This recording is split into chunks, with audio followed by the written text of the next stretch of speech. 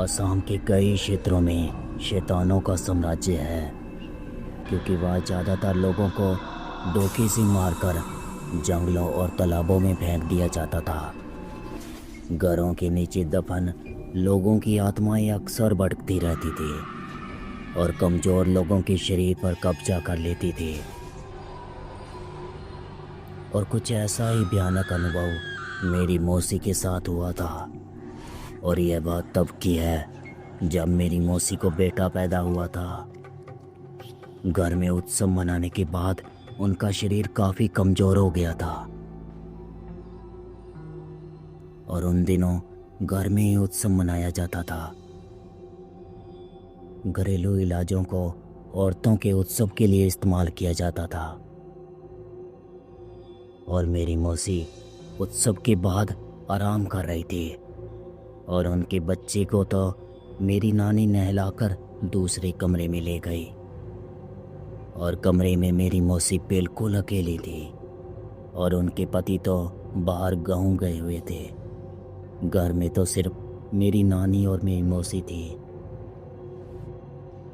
और उत्सव मनाने के बाद मेरी मौसी थकान के कारण सो गई, लेकिन तभी अचानक एक आहट से उनकी नींद खुली तो उन्होंने सामने की खिड़की से एक काला साया कमरे के अंदर आता हुआ देखा और उस काले साए के बाल हवा में लहरा रहे थे और उसकी आकृति बहुत ही भयानक थी। और वो काला साया अपने दोनों हाथ मौसी के गले की तरफ बढ़ा रहा था और इतने में मौसी जोर से चीखी और उनकी आवाज़ सुनकर नानी मौसी के कमरे में आई तो मौसी ने सारा किस्सा उनको बताया और नानी ने गौर किया कि उनके सहराने कोई चाकू नहीं है और ना ही कोई रक्षा धागा। और फिर नानी ने मौसी के हाथ में हींग और सरसे के दाने काले कपड़े में लपेटकर बांध दिए। लेकिन मौसी के पूछने पर नानी ने बताया कि अक्सर ऐसे ही काले साए कमज़ोर लोगों के शरीर में प्रवेश कर जाते हैं और अपनी अधूरी इच्छाओं को पूरा करते हैं। उत्सव के बाद नानी मौसी के पास सुरक्षा धागा और सिराने चाकू रखना भूल गई थी, तो इसलिए मौसी को उस काले साए का सामना करना पड़ा। लेकिन कुछ खतरे इतने आसानी से नहीं टलते और कुछ ही दिनों के बाद नानी को आधी रात को घर के पीछे से किसी के रोने की आवाज़ आई तो उन्होंने घर के पीछे देखा तो एक काला साया वहाँ खड़ा और नानी ये सब देखकर जोर से चिल्लाई और पूछा कि आखिर तुम कौन हो और क्यों हमारे परिवार के पीछे पड़े हो।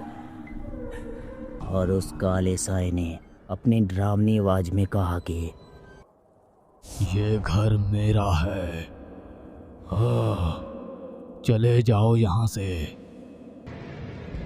और नानी उस काले साए की बात सुनकर डर गई, क्योंकि अब घर में एक छोटे बच्चे को भी खतरा था। और अगले ही दिन नानी ने एक पंडित को घर में बुलाया और सारा किस्सा उनको सुनाया। और पंडित जब घर के पीछे गए तो उन्होंने घर के पीछे काली शक्तियों को महसूस किया और पंडित ने महसूस करके कहा कि इस इलाके में जितने भी घर बने हैं उनके नीचे कई लाशें दफन हैं, क्योंकि यह इलाका पहले घना जंगल हुआ करता था और फिर लोग धीरे धीरे यहाँ पर घर बनाने लगे। और इसी घर के पीछे एक ऐसा राज छिपा हुआ है जो आपको जीने नहीं देगा। ऐसे शापित स्थान निर्दोष परिवारों की बलि मांगते हैं। आप लोग जल्द से जल्द ये घर खाली कर दो, तब तक ये रक्षा मौली अपने हाथों पे बांध लो। लेकिन मौसी के पति को तो वापिस आने में 2 दिन बाकी थे, पर उन्होंने बिना कुछ सोचे समझे नानी और मौसी ने अपना सारा सामान उठाया और दूसरे गांव चले गए।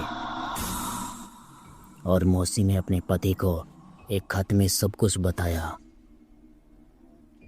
लेकिन आज भी इस डर से लोग घर बदलने से पहले उसका इतिहास नहीं पता करते, क्योंकि ऐसे भूतिया राज अक्सर लोगों को महंगे पड़ते हैं। तो दोस्तों, आज के लिए बस इतना ही। अगर आपको यह कहानी पसंद आई है तो हमारे चैनल को सब्सक्राइब कर लें और बेल आइकन को भी दबा दें। तो चलिए दोस्तों, मिलते हैं आगे ऐसी ही रोमांचिक परी कहानी में। तब तक के लिए goodbye and take care.